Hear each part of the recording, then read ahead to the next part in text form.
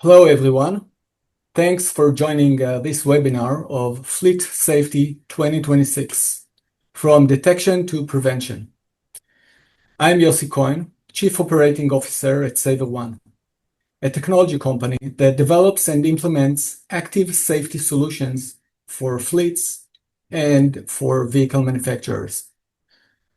Over the next 25 minutes or so, we'll cover the safety gap most fleets face and how we can bridge it with technology.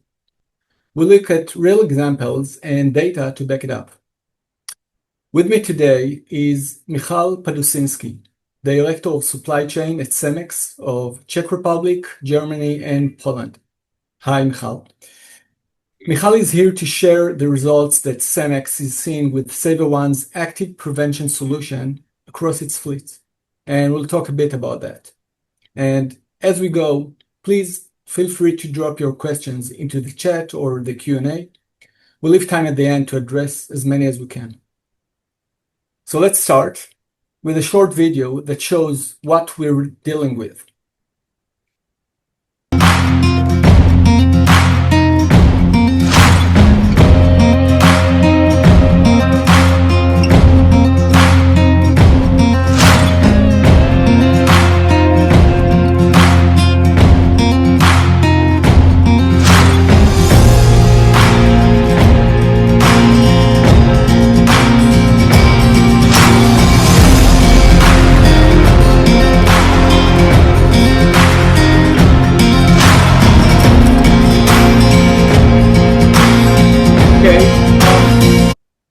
Yeah, we can stop there. The video goes on, and we actually can see a lot of examples of drivers texting and some accidents, etc. But I think we all get the idea. And unfortunately, what we see here is not rare. Mobile phone distraction contributes to 1 in 4 road accidents. And sometimes it's even more than that. And as you see in the video, cameras catch it and report it, but they don't stop it. And that's the gap that we're here to close. So before we jump in, I'd like to learn a little bit about your experience with driver distraction. So you'll see a short poll on your screen now. Please pick the option that suits you most. And let's see. We got some results. Interesting. It looks like most of us still see distraction as an ongoing challenge. Now, Michal, I want to ask you, what were the main challenges before adopting Saverone? How substantial was driver distraction with the Cemex? Yeah, and once again, thanks for having this opportunity. Yeah, I mean, in Cemex, we're dealing with mostly 40-ton trucks. Yeah, I mean, delivering the building materials, and the driver's distraction was one of the main health and safety risks. Honestly, we noticed, and we knew there is existing, and honestly is growing with importance because of the overwhelming technology. Yeah? I mean, the smartphones became, inevitable part of our life. Same with the drivers. Yeah, I mean, as we copied our behaviors from our private lives, also sadly into the cabin of the truck. Yeah, so we knew that it's growing and issue. How we see also that the problems becoming more and more. Mostly it was the increasing number of the collisions of our drivers. Also, in some of cases, them being a victim of the other distracted drivers, but also rollovers. Yeah, one of the most difficult accidents that we have and tragic in the consequences are the rollovers of our 40-ton trucks.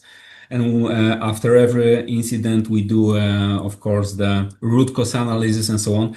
And in some cases, it's hard to prove, but in many cases, we've been able to actually prove that it was a driver distraction because of the mobile phone was the reason of the rollover. Yeah, when you're driving a 40-ton truck in a relatively narrow road, it takes 1 or 2 seconds and just the right side of the truck just to catch a soft verge, and then you roll over with the speed of 80. Yeah, some of the incidents really ended up with the heavy injuries and really the tragic outcomes. So we knew it's something we need to tackle on. Yeah. And that led us actually for looking the solutions that would improve the situation in the cabin and with the drivers. Yes, Thanks, Michal, for that. Indeed, we know that mobile phone distraction does contributes a lot, and drivers would often not admit that this was the cause for the accident, but still we see the statistics. So I want to talk a bit about the solution that we are here to present. So at Saverone, our mission, as I've mentioned, is to move fleets from monitoring distraction to preventing it. Monitoring is not enough. We need to find a solution to prevent it. And our system identifies the driver phone, creates a protective zone over the driver area, and blocks access to distracting apps while allowing navigation and phone calls, for instance. So any driver in a vehicle with Saverone will not be able to use his phone while driving, but only be able to use navigation or phone calls or other applications as dictated by the fleet manager. It's fairly simple to install, and it works, by the way, with existing fleet systems, no intervention, and most importantly, delivers measurable change, not just alert, but change. Now, I want to jump real quickly to some real-world results, and let's talk about Cemex. And Michal, I want to ask you this. Cemex first implemented Saverone across its truck fleet in Israel and Spain, and then in the Czech Republic and Germany, where you led Saverone implementation. So can you share what motivated you to adopt the system? Yeah, as I said, I mean, there are a few reasons, yeah, why we decided to Saverone. Of course, first, I mean, we're really desperately looking for something that will rely not only on the training of the drivers, yeah, so some systems that actually will change their habits or prevent them for this habitual reaching for the phone. So there was a need in place, yeah. Second, we knew that, yeah, I mean, if we're fighting the technology, also technology needs to help us, yeah, I mean, with it. But of course, what was the most convincing is that we really looked for them in Central Europe or Czechia and Germany. We looked for the experiences of Israel and Spain, and really great feedback from our colleagues from these countries, yeah, where they adopted. Actually, they were the ambassadors of this. They showed us already, I mean, the results and behavior.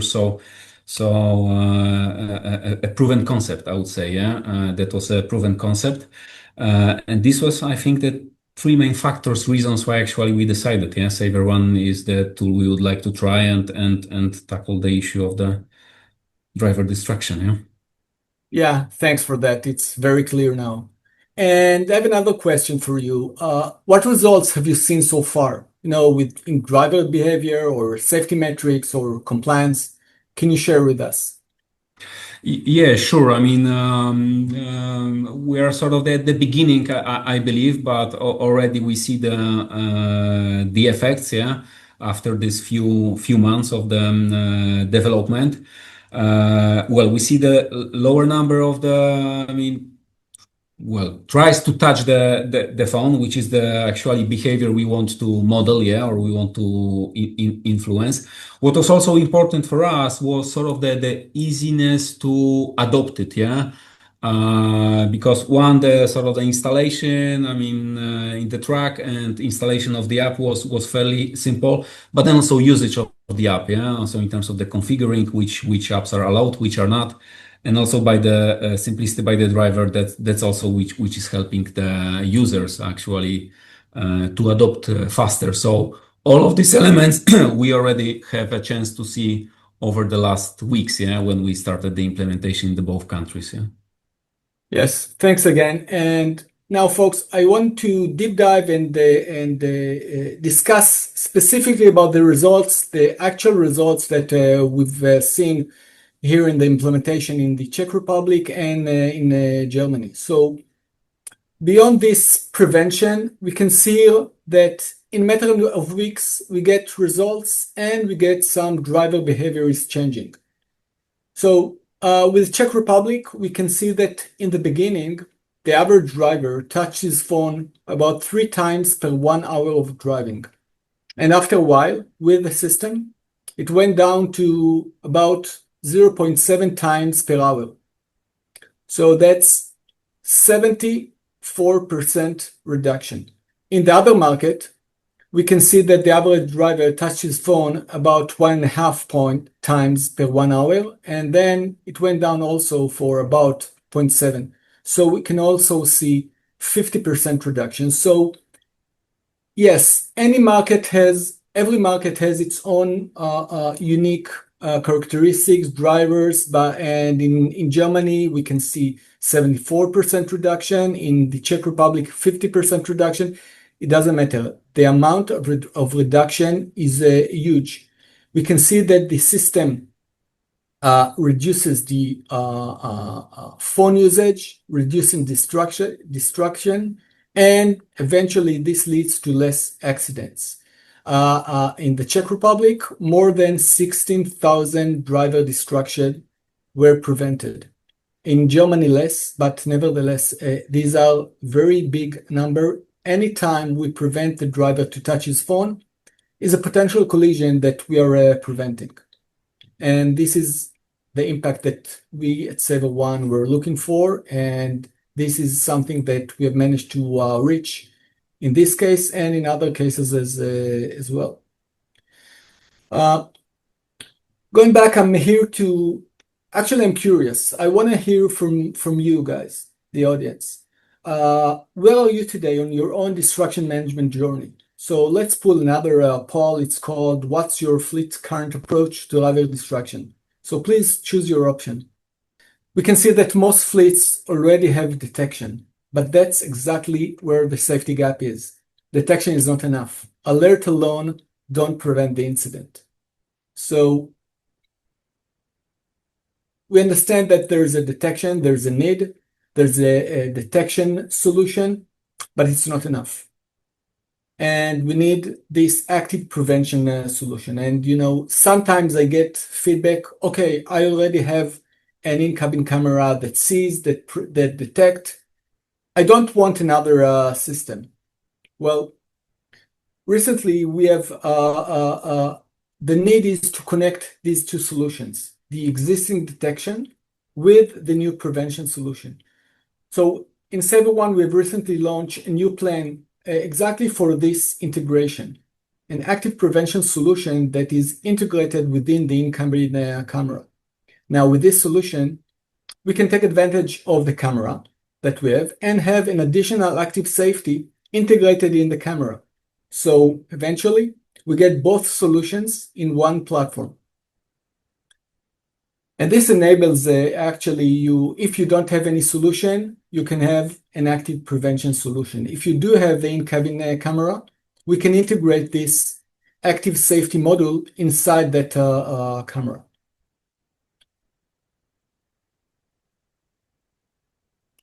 All right, I think we're closing to the end of this session. And before we close, I want to leave you with one simple number. Last month, in October 2025 alone, Saverone prevented over 507,000 destruction events across its customer fleet. Each of those could have been a near miss, could have been a damaged vehicle, or a life at risk, but it wasn't. And that's what prevention looks like in action. And as you've seen with Semek's example today, this isn't future tech. It's happening now, right? Across real fleets, making real impact. All right, that's the end of this session, but I think we got a few minutes left, so I'd love to take your questions. As I mentioned, please drop them into the Q&A box and I'll direct them either to Michal or answer them for Saverone side. All right, we got some questions. I'll read and try to respond them. So the first one is, how does Saverone differentiate between the driver's phone and the passenger phone? So once we install the Saverone system, the system has some concealed sensors that receive actually the cellular transmission from the cell phones in the vehicle. And with that, we get these transmission, we do analysis, and we are able to identify the location of the phone. Actually identify any phones that are in the driver area. We connect to this phone only and place this phone in safe mode, a mode where, as I've mentioned, the driver is not able to activate dangerous applications while driving. So we're operating only on the driver phone with limited functionality. Okay, only phone calls and navigation is allowed. The other are actually blocked. No access to WhatsApp, texting, mailing, YouTube. No access to these applications, while other phones are free to use. We got another question. What happens if the driver needs to use their phone in an emergency?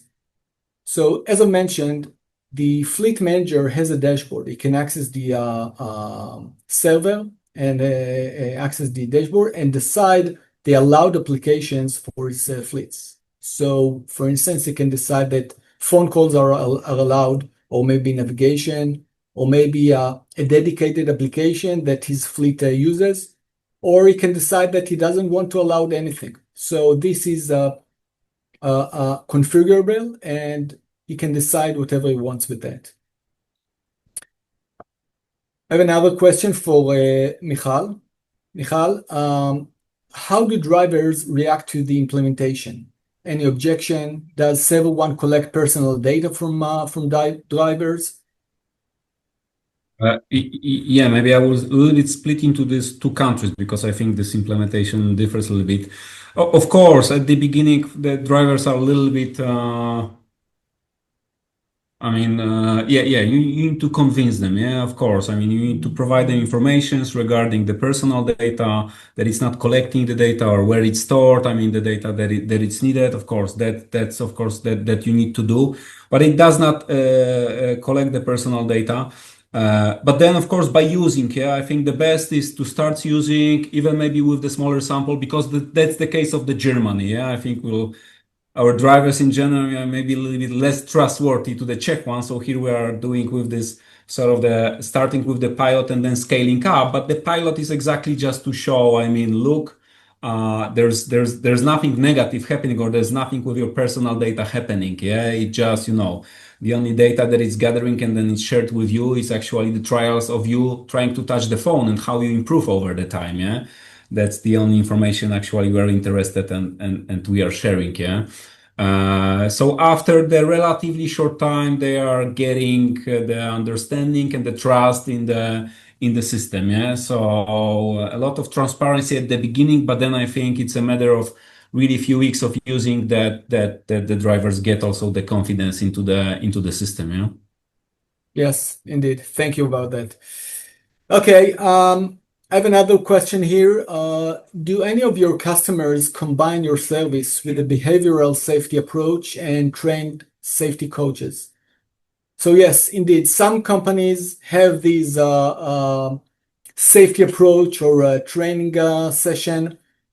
These mainly support driver compliance to this system and compliance in general. And sometimes we work with these customers, with these companies, in order to assure a smoother compliance and adoption of the system. So we work together with them. Another question I have here is, where is Saverone available or implemented?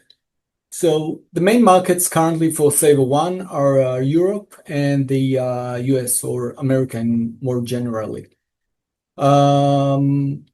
We have several distributors, regional distributors that we work with, and we implement the Saverone solution in various customers. Usually, we start with a small-scale pilot to let the customer experience Saverone, experience the actual results, and then we expand from that into a wider implementation, full scale, usually to the whole fleet. So that's what we're doing, and I'll discuss about how to contact us in a bit. One more question. I have here from someone in Italy. Hi, Yossi. Do you already have distribution in Italy? So yes, we do have some partner in Italy, but we are always open for additional collaboration and distribution activities. So indeed. All right, folks. I think that's about it with the question. So I want to thank you all for joining us today. If you're considering a pilot or want a deeper tech walkthrough, my contact info is in the chat and on your screen, and the QR code here will save it to your phone. Michal, I appreciate your candor. Thanks everyone for being here. Thank you. Thank you very much for this opportunity. Thank you.